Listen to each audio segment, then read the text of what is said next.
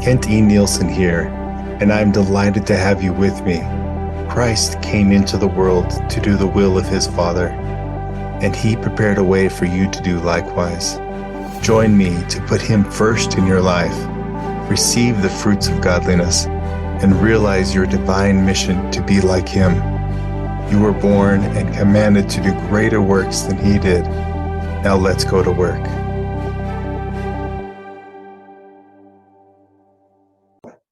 Are you a Christian creative who's tried to trim down but is stuck on the weight roller coaster of the ups and downs? You've tried different diet techniques, tried exercise routines, and they all seem to be up and down and all over the place. Well, here on this video, I'm going to show you how to correct your thinking and help you to change your outer shell, like changing again your inner shell. So to do that, I'm going to share my screen. I'm going to be reading to you. I'm going to share with you that Jesus is the Mark system, and we'll go into that right now.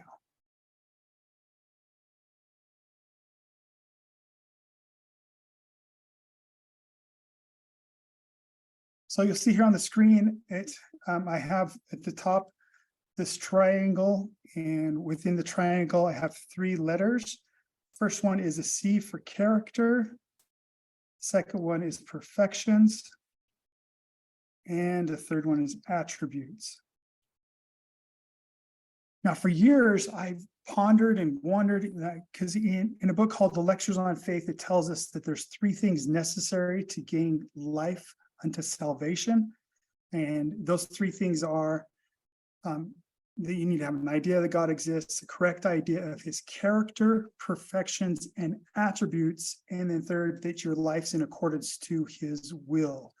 And so I've read that, I've pondered that time and time and time again, and I've strove my whole life to try and live these correct character, perfections, and attributes.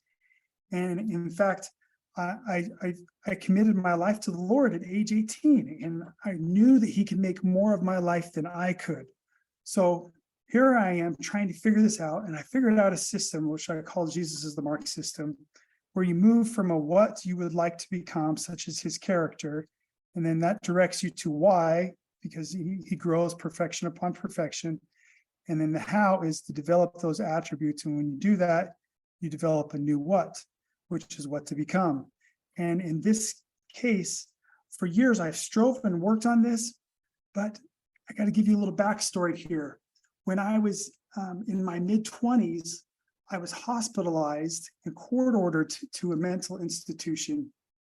And when I woke up from that, I was medicated. And for the next 6 months, I gained 90 pounds. My car was impounded and sold while I was in the hospital. I broke up with my fiance just before that, and my life turned upside down. And because of the side effect of those medicines, I was told I would gain weight. And that's because the receptors in my stomach stop telling me when I'm full, and I eat until I'm stuffed. And as a result of that overeating, I gain weight. So for 10 years, I was on this medicine. I was heavier. Instead of the 195 to 200 I typically been, I jumped up to 260 in those first 6 months and kept that on for about 10 years. And I may have trimmed down a little here and there, but I still struggled with that 40 to 60 pounds extra weight.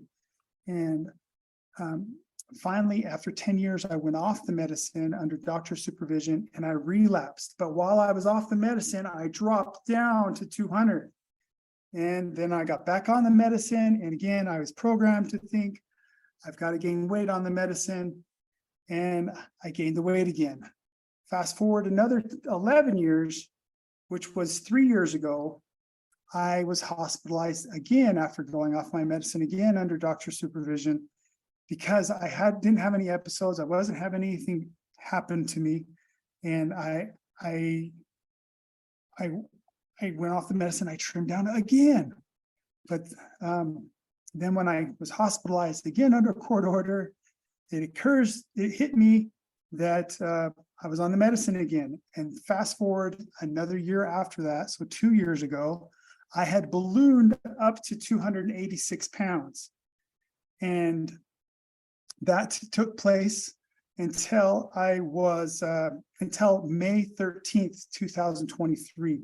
And May 13th, 2023, as you'll see here, that is when I had woken up from a dream and recognized that this pattern here was missing something. This pattern was missing physique.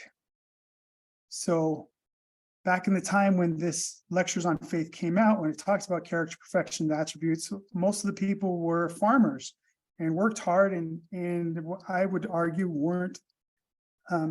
didn't have this epidemic of overweight like they have today, and didn't have things come to them with such ease. And as a result of this, I don't think that was part of the equation, but I've discovered that to develop the character, perfections, and attributes of Christ, one needs to also take on his physique. And when I woke up from that nap, I realized that to make Jesus the focal point of my life, to make him the center, to implement the Jesus is the Mark system, I needed to change my lifestyle. And in that moment, I made a change of consciousness, which I've noted here. And that change of consciousness enabled me to push through and trim down. And on this note, I'm going to define consciousness from a book here called You Too Can Be Prosperous. Pages 68 and 69. This is originally published in 1950 by a gentleman named Robert A. Russell. And he said the following: how shall we restore soundness in the presence of such a weak and debilitating belief, such as being overweight? By changing the thought out of it, and by keeping it changed. Remember that a man always gets the things and conditions that belong to his consciousness. If he has a consciousness of money, he will get money. If he has a consciousness of health, he will get health. The Bible tells us that a man is what he thinks he is. And then here's the punchline: what he thinks in his heart, paragraph or parentheses, consciousness, end parentheses, is what he attracts from life. I'm going to say that again. What he thinks in his heart, aka his consciousness, is what he attracts from life. And I liken that unto a seed. So if you take the seed of a tree, a seed is planted in the soil and it dies as a seed, but in its dying, it takes in the nutrients from the soil, from the water, from the sun, etc., and it grows and it sprouts and becomes an oak tree. And in so doing, it can produce its own fruit and create forest after forest after forest. So now, having said that, I want to dive into the meat behind this change, and I'm going to do that through my favorite author named James Allen. And he taught in his book called Out from the Heart, published in 1904, there are two vices of the body, and it must be clearly understood that these vices arise primarily in the mind. Again, it's that in that consciousness that we just discussed, and are wrong conditions of the heart worked out in the body and tongue. The existence of such chaotic conditions is an indication that the mind is altogether unenlightened as to the real meaning and purpose of life, and that their eradication is the beginning of a virtuous, steadfast, and enlightened life. But how shall these vices be overcome and eradicated? By first and at once checking and controlling outward manifestations by suppressing the wrong act. Now, what are your outward manifestations? What is your physique right now? Is it at its ideal? If it is at its ideal, bravo, you're ready for the next step, which would be controlling your tongue. But for me, my struggle was controlling my physique, because I was programmed again that I was on that medicine, therefore I must be heavy. And when I pushed through that by changing my consciousness, that enabled me to change my lifestyle. And because I changed my lifestyle, which stemmed in changing my thoughts, then I was able to change my outer vessel by changing the inner vessel. So I'll continue with that when these wrong acts are suppressed, this wrong acts of what you eat and how you eat, etc., this will stimulate the mind to watchfulness and reflection until by repeated practice, it will come to perceive and understand the dark, wrong, erroneous conditions of the mind. So I began to understand that my mind and my excuses for weight gain and for oversleeping was a figment of my imagination, so to speak. I thought I was given the validation that it was because of the medicine I was on, when the reality was I was thinking on the dark and wrong and erroneous conditions of my mind, out of which such acts spring, and it will abandon them, he continues, entirely. It will be seen that the first step in the discipline of the mind is overcoming indolence and laziness. And that's the easiest step. But then he continues later here. He goes on about how you should do things promptly and vigorously, every task, duty, no matter how small it comes. We're going to dive into the next step here. Next step is overcoming self-indulgence or gluttony. The glutton is he who eats for animal gratification only, without considering the true end and object of eating. He eats more than his body requires, and is greedy after sweet things and rich dishes. With such undisciplined desire can be only overcome by reducing the quality of food eaten and the number of meals eaten, the number of meals per day, and by resorting the quantity and the number of meals per day, and by resorting to a simple and uninvolved diet. Regular hours should be set apart for meals, and eating at other times should be rigidly avoided. And then here's the kicker, ladies and gentlemen, suppers should be abolished, as they are altogether unnecessary and promote heavy health and heavy sleep and cloudiness of mind. As I've made these adjustments, it came to me that these impressions came to me, and I remembered a week, 2 weeks later into it, that I had read this in James Allen, and perhaps that is why that came to my remembrance. And as I've done that, my sleeping has jumped down from 10 to 12 hours a night to 7 to 8 hours a night. And now I'm trimming down. My whole life is just rapidly changed. And this is by changing my life and my focus to Jesus as the mark. The pursuit of such a method, he continues, of discipline will rapidly bring the once ungoverned appetite under control, and the central sin of self-indulgence is taken out of the mind. And the right selection of foods will be instinctively and infallibly adapted to purify the mental conditions.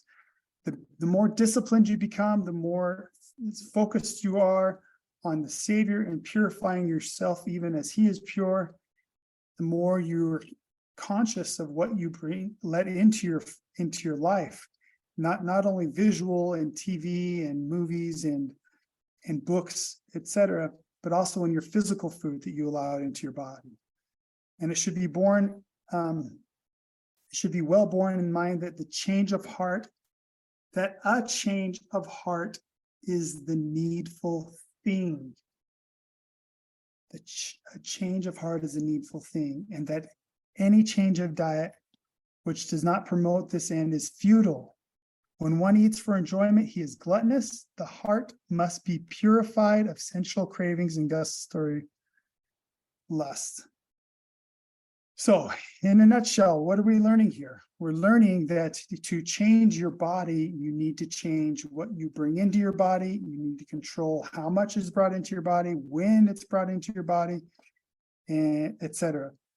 And when a body is well controlled and firmly guided, when that which is to be done is done vigorously, when no task or duty is delayed, when early rising has become a delight, when frugality, simplicity, temperance, and abstinence are firmly established, when one is contented with the food which is put before him, no matter how scanty and plain, and the craving for gustatory pleasures is at an end, then the first two steps of the higher life are accomplished. Then the first great lesson in truth is learned. This thus established in the heart. Again, that consciousness that we're talking about, the foundation of a poised and self-governed virtuous life. So I conclude with these two questions here, and I'm going to stop sharing now. These two questions that I posted here. What is governing your life? Are you allowing the natural carnal man to govern you? Are the five pleasures and senses of the flesh controlling you and what you eat and how much you eat and when you eat? Or the other way around? Is the divine nature within you, the divine DNA that's built within your soul as an offspring of the Almighty God, is that controlling your body? And if you're choosing the latter, it will enable you to make needed changes to change your outer vessel, because you're changing your inner vessel. Thanks for joining me.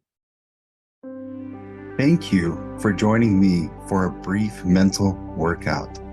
Wise men do their mightiest works with their mental exertions. I encourage you to take time to ponder on the weightier matters of life and to govern your body with pure mental exertions, rather than having your body tell you what to do. You are welcome to connect with me further at my link in bio, where you can access my book, my social handles, my latest creative updates, and even request coaching services via email. I have been given much and am here to serve. Thank you, and God bless you to be fruitful in doing your mightiest works. Good day.